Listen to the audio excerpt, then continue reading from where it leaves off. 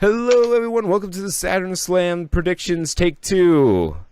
Technical difficulties, double stuffed, etc. Take 2, Takeover, 2 rings, war games. Let's go. I don't even care about the intro. I'm just going to run you over and we're going to start. Fine by me.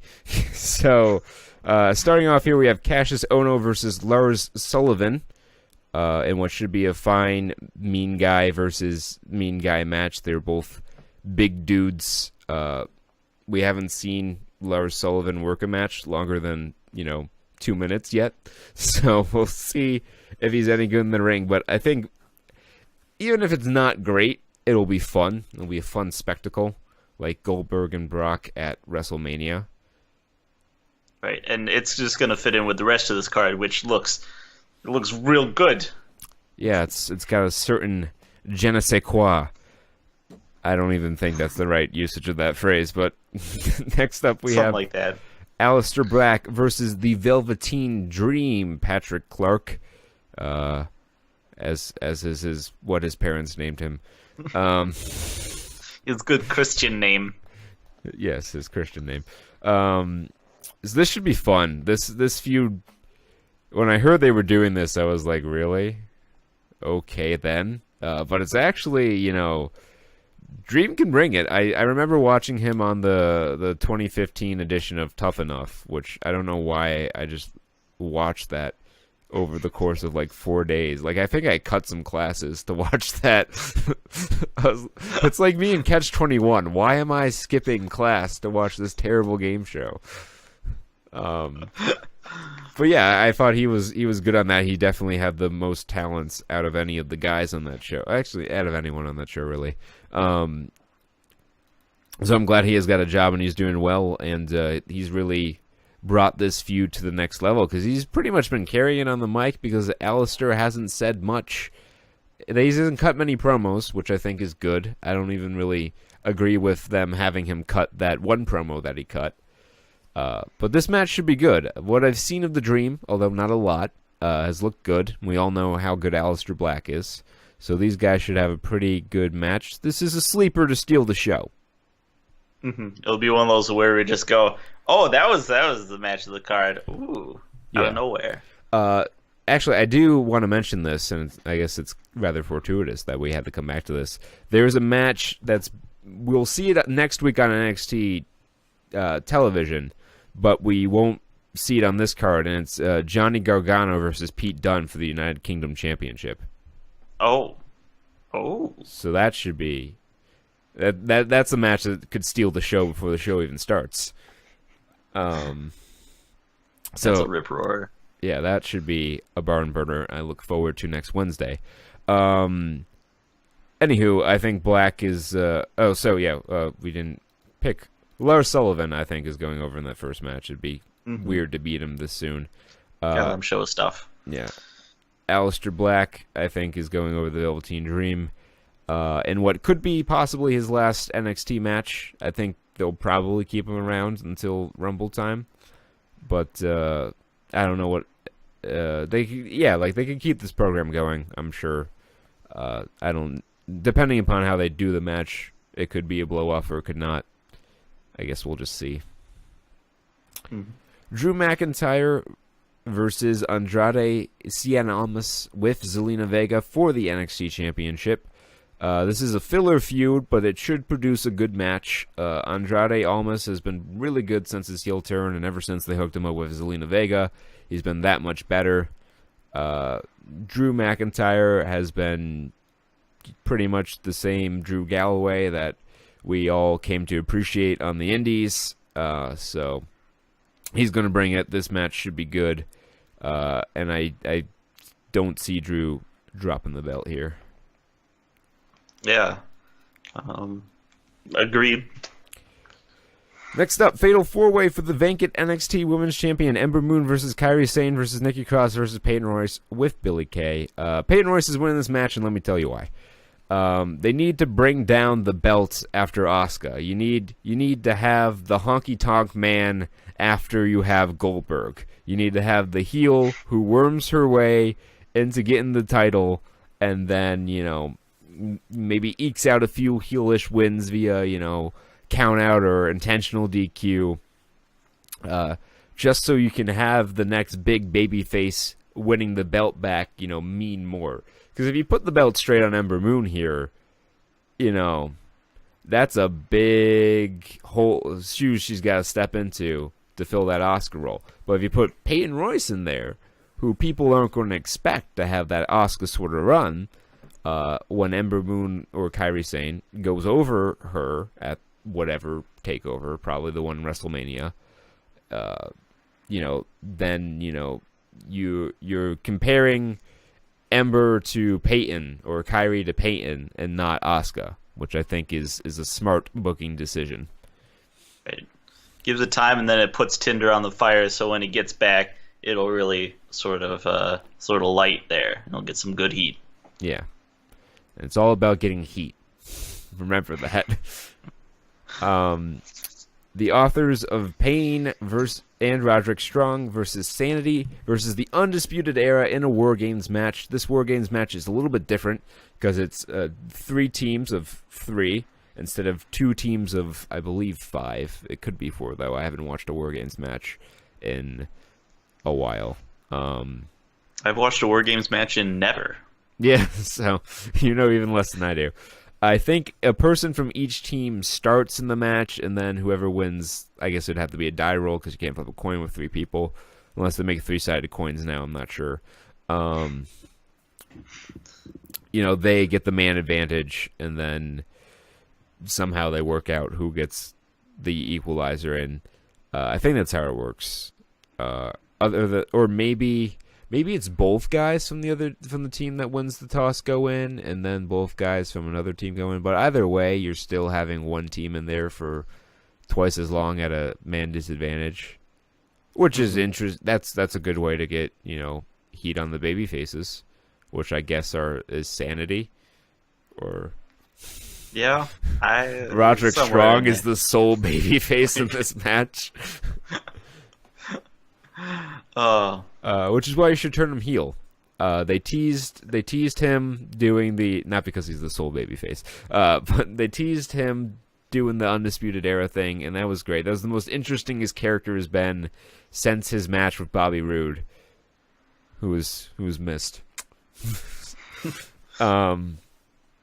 Yeah, so I think turning him heel to have him help the Undisputed Era win this match is the best for everything involved, because you keep Adam Cole looking something fierce for his match with Drew McIntyre, which I'm sure is coming. Well, actually, it already happened at a house show in San Antonio, but I'm sure the proper one is coming.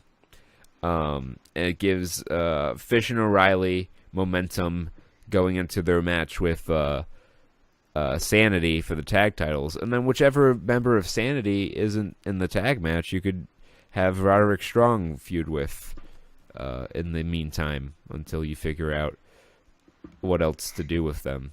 There's options. There's stuff you can do with it. It's a great crossroads. I don't see any value in Roderick Strong and Authors of Pain going over, because Authors of Pain are on their way out. I'm sure they'd already be on SmackDown now if it weren't for their desire to do this War Games match. Sanity could win. It's not a bad thing. It's just I don't think you should beat the Undisputed Era in their first. Well, it's not their first match as a unit, I guess, but in their Takeover Infancy. debut, yeah, I don't think they should be taking a loss this soon. So that's my 2 cents on that. So I'll take the Undisputed Era. I'll take the over on that. Same, yeah. All right, it's the way to go. Yeah. So stepping it up to Survivor Series, and speaking of stepping it up, WWE. You know what? I'll give credit where credit is due. They have turned what looked like a very missable Survivor Series into one of the better shows of the year. Right now they have 8 announced matches. One's a pre-show match. So that means there's only 7 matches on the 4-hour main card, which means that these matches can get time. And that's a good thing, because there's a lot of fucking matches I want to see get time here. For real. Oh god, I'm looking at this, and it's like a Snickers. It's so tasty. Yeah. So many pre-show match. I probably won't watch it because I couldn't possibly care less about Enzo Amore versus Kalisto, and that's really sad for me to say. The only news item I can think of here is that there's been some murmurings that Neville might be coming back. He might not be done. They may have reached some sort of, agreement here, and we could see Neville back. Probably not as a cruiserweight. I don't think he'll agree to that. But it'd be nice to have Neville back. He's very talented. You don't want to lose that. All right, so I hope they don't put this match on first because you don't want to kill the crowd before the pay-per-view even starts. Oh my god, heavens! The Miz with his entourage, again, refusing to call them you-know-what, versus Baron Corbin, champion versus champion, as many of these matches are. This is the bathroom break match, and hopefully it's positioned when I need to use the bathroom, because if they open the show with this, that would probably be the worst thing they could do. You've got all these great matches that you could put on first. To like put the Miz and Baron Corbin in the brakes instead of the gas, just like go.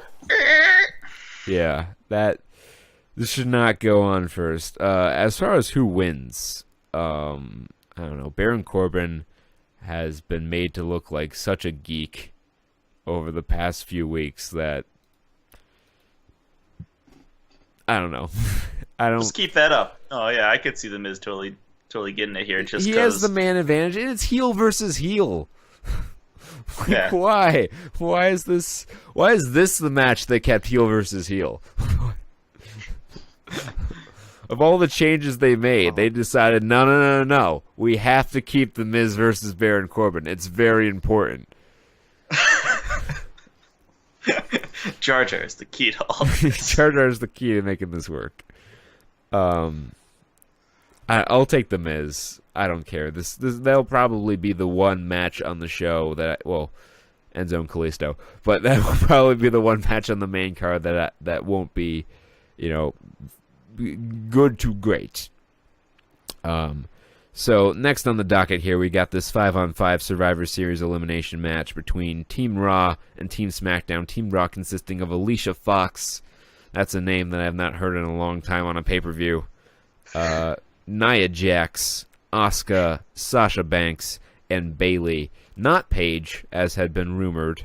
I guess Paige got some heat on her again before she came back because she Instagrammed or some social media Pinterested, I don't know, a picture of her and Alicia Fox, so they got all huffy about it. Now, where we could see Paige, because there was a rumor that she would come back to SmackDown despite being drafted to Raw. There's an open spot on Team SmackDown because Charlotte won the title. Now, I've heard from some people saying that, right now they're just going to put Natalya there. However, possibility remains that it could be Paige, which I think would be the better move. No disrespect to Natalya, and I'm not saying she doesn't deserve to be on the card, but let's be realistic here. Natalya's time she's in the twilight of her career. She's been around for a while. She's done all that she really can do. I think Paige has a much longer and possibly brighter future than Natalya. So I would say that it would do her more good to be on Team SmackDown than Natalya. As far as who wins this match, these are all very difficult to predict. Because just with so many people, it's just fucking just straight chaos. Yeah. Because you don't know how they're going to balance it. They're going to have it roughly even. SmackDown goes over, Raw goes over, for the most part until like the main event. So you got to figure on how these wins are going to work out. Now, Asuka. This is an opportunity they have to fix Asuka. Asuka debuted with a lot of hubbub about her, and she had 2 closer than they should have been matches with Emma. They weren't bad matches, but they weren't what they needed to be. Asuka needed to look very strong, and she didn't. And then they go and release Emma, which makes it all the more confusing as to why the fuck they had to make those matches as even as they did. But here's what should happen. SmackDown should just run train, and this would be good to have Paige come back too, because she could be the catalyst for SmackDown. Just run and train on Raw. They should very quickly eliminate Bayley and Alicia and Sasha, and it should come down to either just Asuka or Asuka and Nia, if you want to keep Nia strong, against like 3 or 4 of the SmackDown girls. And Asuka should just run through all of them. Yeah. Like a hot knife through butter. I think that would be a really good move. Because that would make her a monster again. Mm-hmm. But the only thing about that, I think it's totally plausible. The only thing about that is if they're giving these matches lots of time, having Asuka like wrecking ball through them, I don't know. That's still a bunch of falls she has to make, though. That'd still be 3 or 4 falls they have to go through. And you can have time in the interim. Like, SmackDown doesn't have to, like, eliminate all of Team Raw in 35 seconds. They can do it in, like, 15 minutes. Right. Yeah, that's what I'm saying. That's why I'm not like, oh, it can't happen. It can't happen. That's just, one con. Yeah, I'll say Team Raw goes over simply because it would be the most asinine thing they could possibly do to have Asuka take a fall. I mean, they could have her get DQ'd or some shit like that, like they did with The Undertaker in his debut match, which was at a Survivor Series. And now that I say that, it'd be the most asinine thing they could do. It's probably what's going to happen. But I'm gonna trust, since they've made good decisions to this point, that they will continue to make good decisions on this card, and have Team Raw go over. Asuka specifically. I think Asuka should be the sole survivor on Team Raw. That's my final answer, Regis. Mm-hmm. Yeah, I think that'd be good. Not JK Tamina sole survivor. Oh my god. What if they put fucking Lana on the SmackDown team? Oh god. Just make the complete wrong choice. Alright, next we have Women's Champion versus Champion. Alexa Bliss versus Charlotte Flair. I'm not sure if this is a better or worse match than Alexa Bliss versus Natalya would have been. I think probably each. Alexa Bliss she's great on the mic. I love her to death. But she's limited in what she can do in the ring. So don't expect a 5-star classic with Alexa Bliss. She's fine. She's not going to actively make a match worse. But there's a ceiling to how good a match Alexa Bliss can have, I feel, at this point in her career. Now,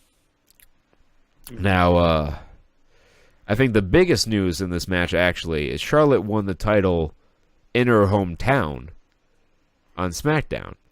So, I think that's the 4th horseman of the apocalypse. Someone won not just a match, but a belt in their hometown on WWE programming. That never happens. So this is a match that I definitely think you could convincingly give SmackDown a win here. And I think you should.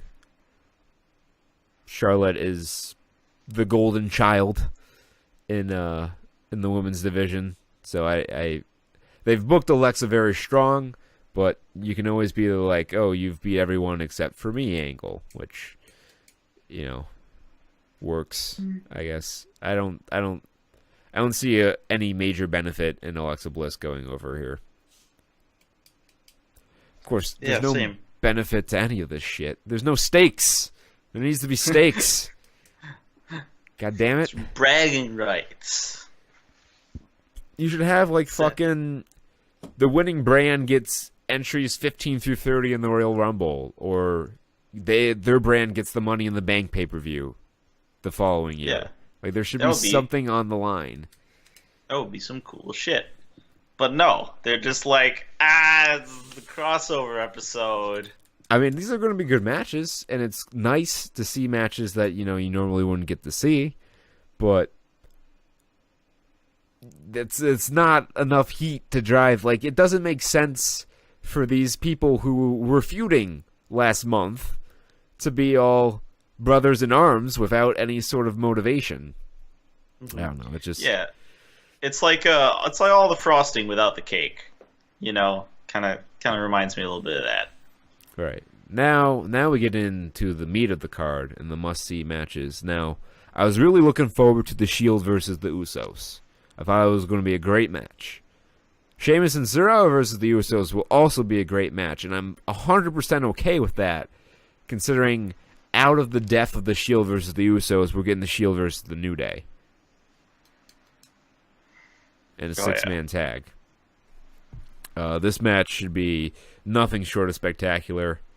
The New Day, like these four teams here, New Day, Cesaro and Sheamus, Usos, and the Shield, have really been carrying WWE for the past few months here. Like, I was thinking about it the other day. It's like, before those programs started, like, we had very few in the way of match of the year contenders and very few in the way of feud of the year. We had no feud of the year contenders, at least in my estimation, at that point in time.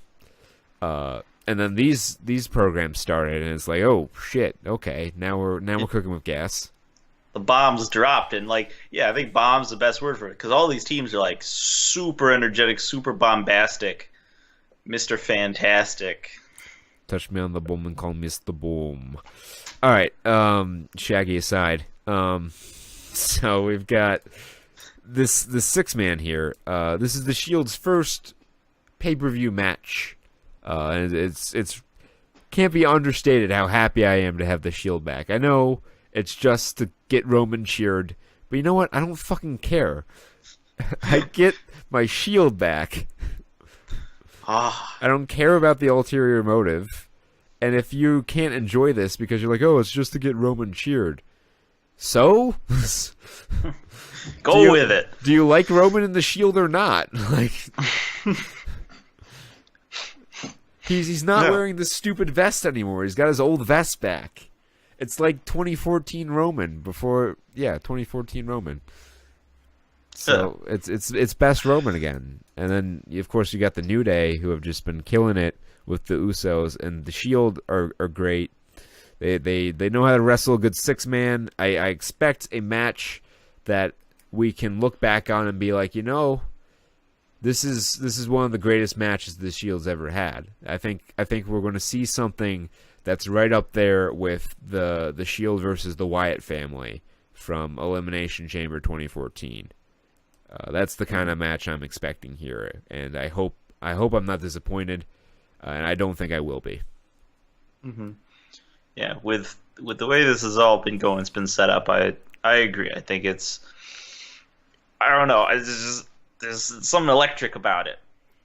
Yeah, I hate the "This is awesome" chant, especially before the match starts. It was cool when it happened with the Shield and the Wyatts because that was awesome. This is another situation where I will wave my hatred of that, and I expect it, and I think it's warranted. On to the other mix of this backbone of the WWE kerfuffle we got going on here. Cesaro and Sheamus versus the Usos, who are somewhere between babyface and heel right now. But they'll be the babyface in this match because Cesaro and Sheamus are definitely heels. This match should similarly be incredible. Sheamus is a very good worker, and he's the weak link in this match. So that should give you some expectation of what we're in for here, and I think it's gonna be great.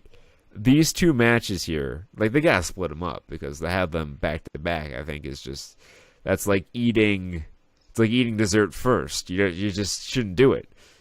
Yeah, it's sinful. You can't savor the moment because if it's just bam bam, So yeah. I definitely think put the Miz in Baron Corbin in between. Yes. If you need a buffer match, if ever there was a buffer match, it's The Miz versus fucking Baron Corbin. WWE is all about that buffer match. Well, you got a good one on your hands here. And it's the perfect spot on the card too. Oh, I think we just figured it out. Yeah, open with the women's 5-on-5, which I think they did last year.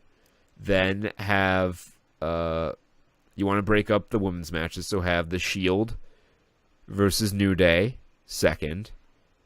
Then do Miz and Corbin in between them, and then do Cesaro and Sheamus versus the Usos. Then do Bliss and Flair, and then do our next match, Lesnar and Styles, and then close with the men's 5-on-5. I think the Shield, you're not going to beat the Shield in their first appearance back on pay-per-view, and I don't think the New Day is really hurt by a loss, especially to the fucking Shield. Yeah. Well, boo-hoo. Oh yeah, you got lost. You got beat by the Shield. Welcome. So did everyone from the years of 2012 to 2014. So yeah, and then I don't know.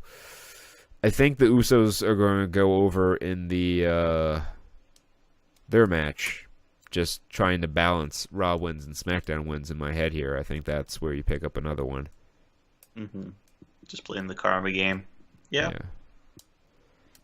But those two matches should be excellent, and I'm really looking forward to a lot on the show, and it's largely because of those two matches. And so then we'll have, I'm almost certain the men's 5-on-5 match is closing. So probably then it's Brock Lesnar and AJ Styles. God, I hope this is a real match. Mm-hmm. It's champion versus champion. AJ Styles. If anyone can pull the old Brock Lesnar back, it's AJ Styles. And this match will be great if it's the Brock Lesnar that wrestled CM Punk at SummerSlam 2013.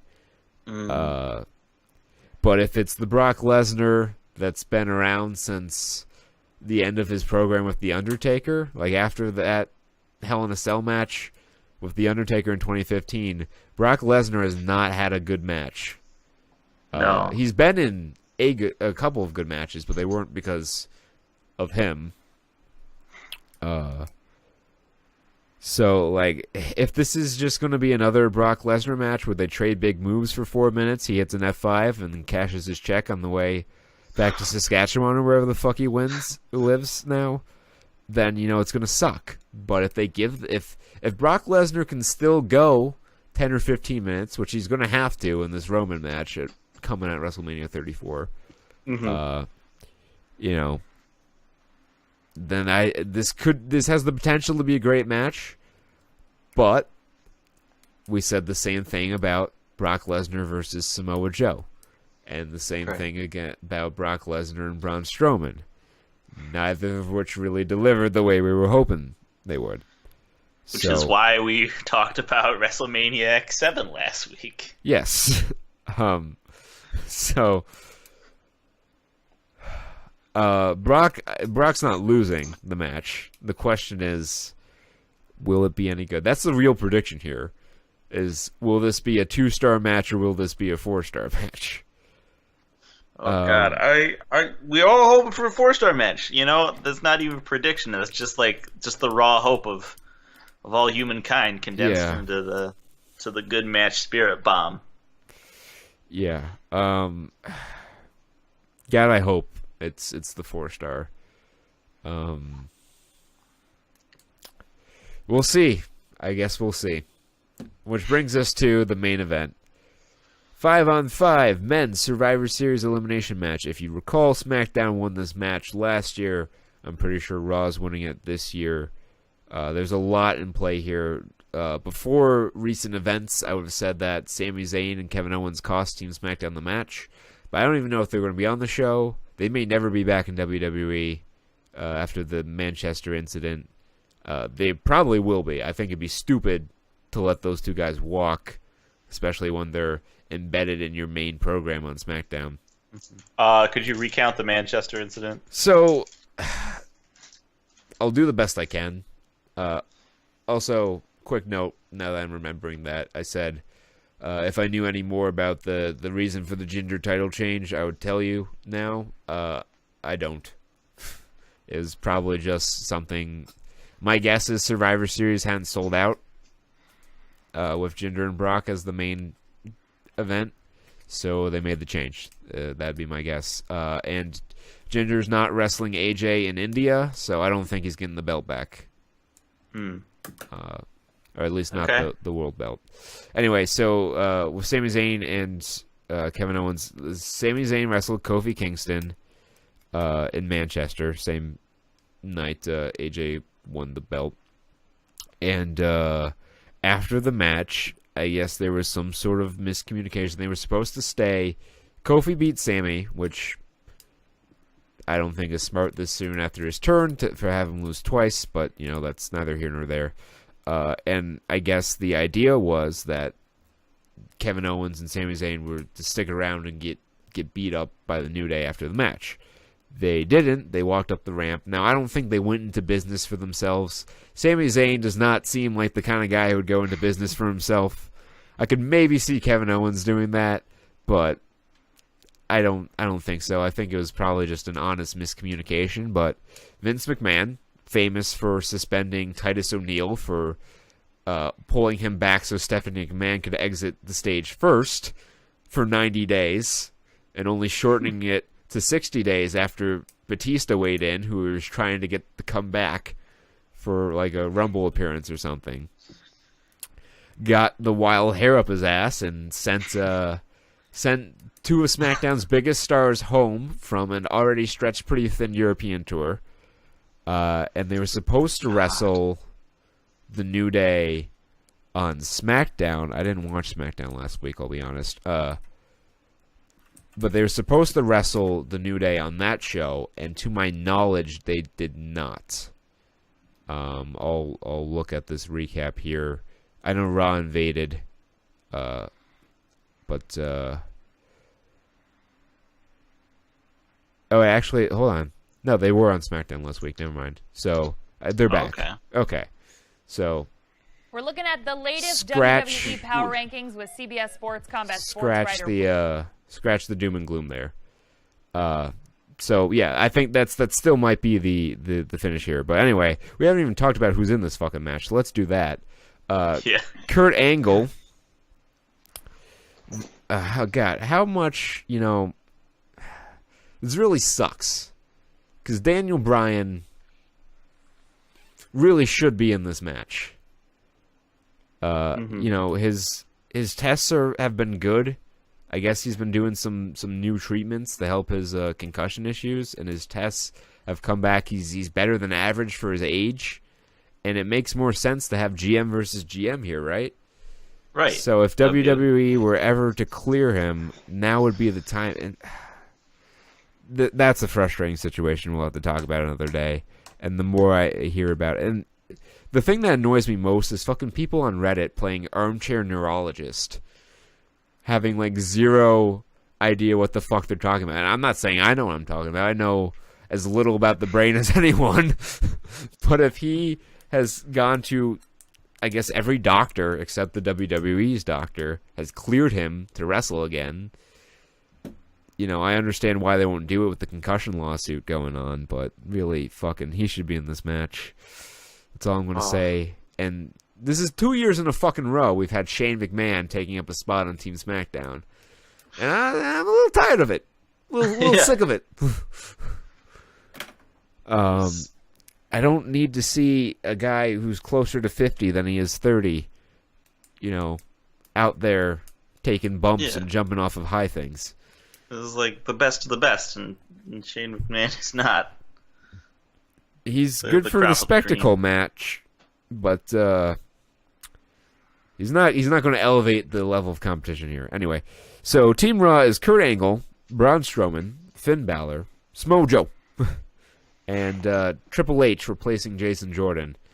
Now, with the angle they shot on Raw, I would almost say Jason Jordan costs Team Raw the match here, turns on Kurt Angle and turns heel. I mean, he's turning heel. That's a matter of when, not if. But what I've heard from news outlets and my own back channel communication here, which is, again, I want to stress that the source I have in the company is like a third-hand source. I knew a guy who worked for WWE for many years. We used to do a wrestling show somewhat together.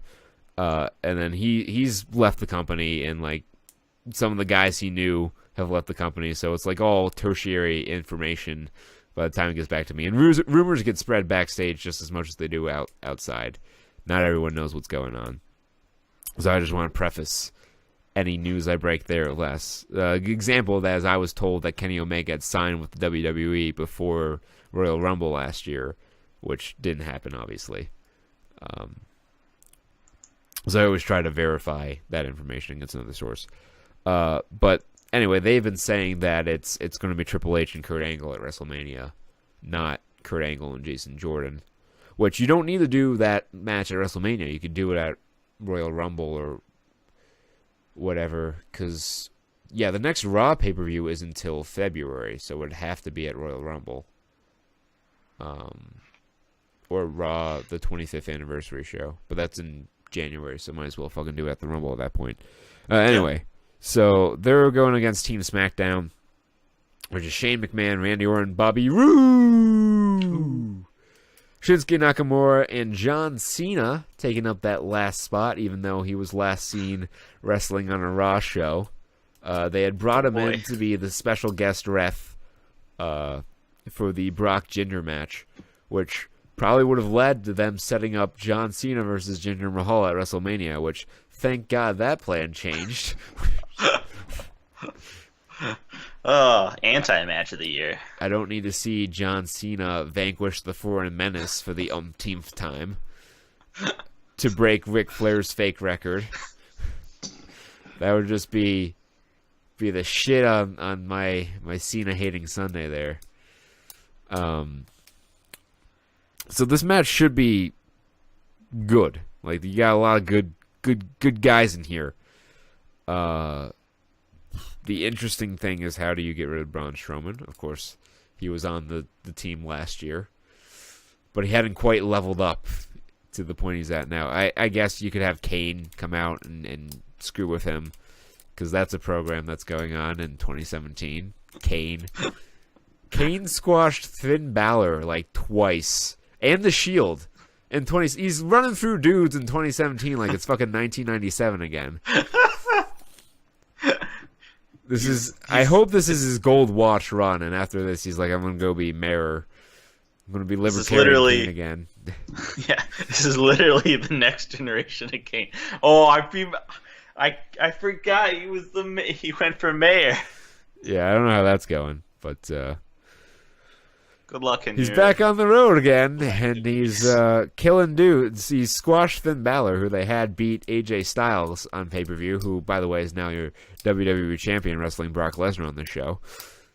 Made Balor look like a geek. I guess you can pay this off by having Finn Balor as the Demon beat Kane after Braun's done with him. But why even... You've got a locker room full of geeks you could have had Kane run through. Why Finn Balor after he beat AJ Styles is my question.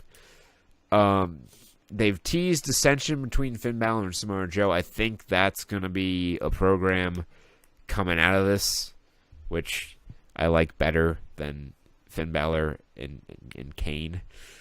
No disrespect to Kane. He was good for a long time, but Father Time's a real son of a bitch. So they could tease dissension there, and that could be a focal point. You know, Kurt Angle and Triple H are going to get along. I'm looking at this Raw team here, and I see a lot of combustible elements. So if a team's going to implode, it looks like it's them on paper. However, SmackDown won last year. Now, I'm not opposed to the idea of them winning again. I think after how fucking screwed over they were in the Superstar Shakeup. They deserve to win here. But I know that Vince McMahon isn't going to be keen on having his baby lose twice. So I think the only real breakdown point here on Team SmackDown, because they're all baby faces ostensibly. So you're going to have Zayn and Owens come out and cost Team SmackDown, I think, almost. I think it's going to be close, and there's going to be... I think they're going to really tease hard. Like, there's going to be a breakdown on Team Raw.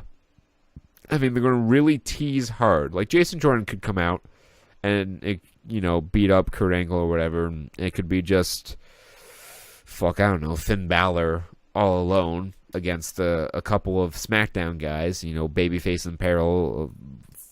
Well, they're all babyfaces on SmackDown, so I don't know how that's going to work. But Finn Balor's the outlook would look bleak for the Mudville 9 that day, and then Sami Zayn and Kevin Owens come out and they dick over whoever's left on Team SmackDown and allows Finn to get back in the match and win.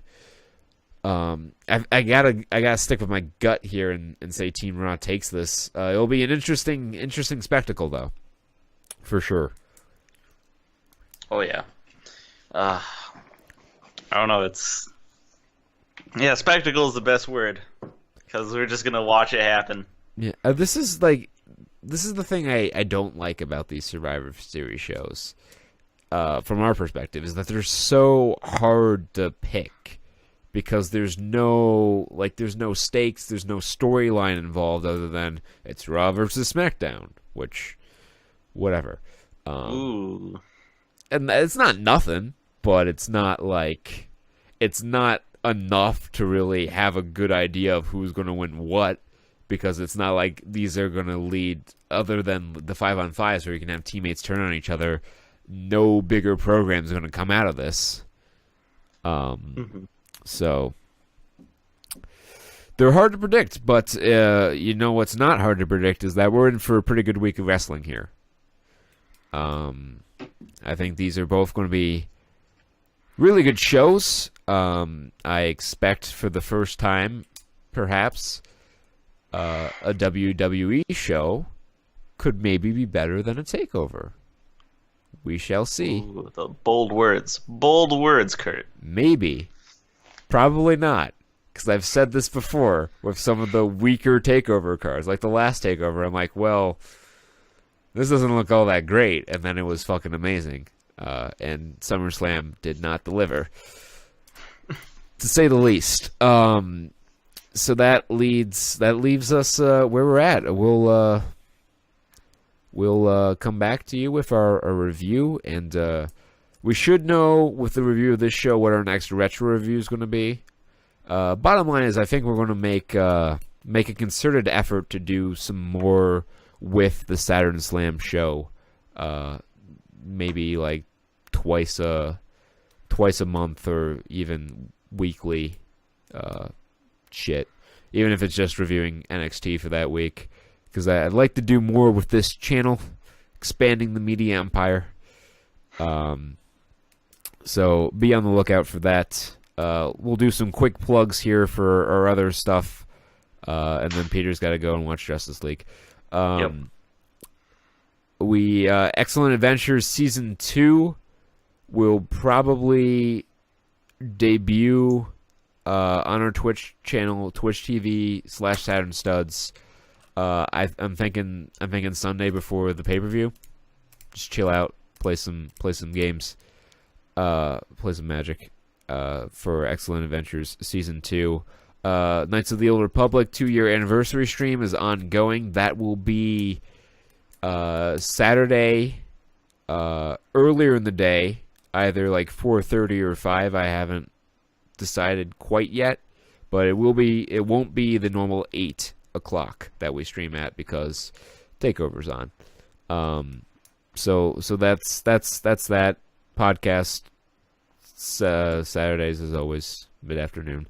But anyway, thanks for dropping by, and we'll see you guys after the show.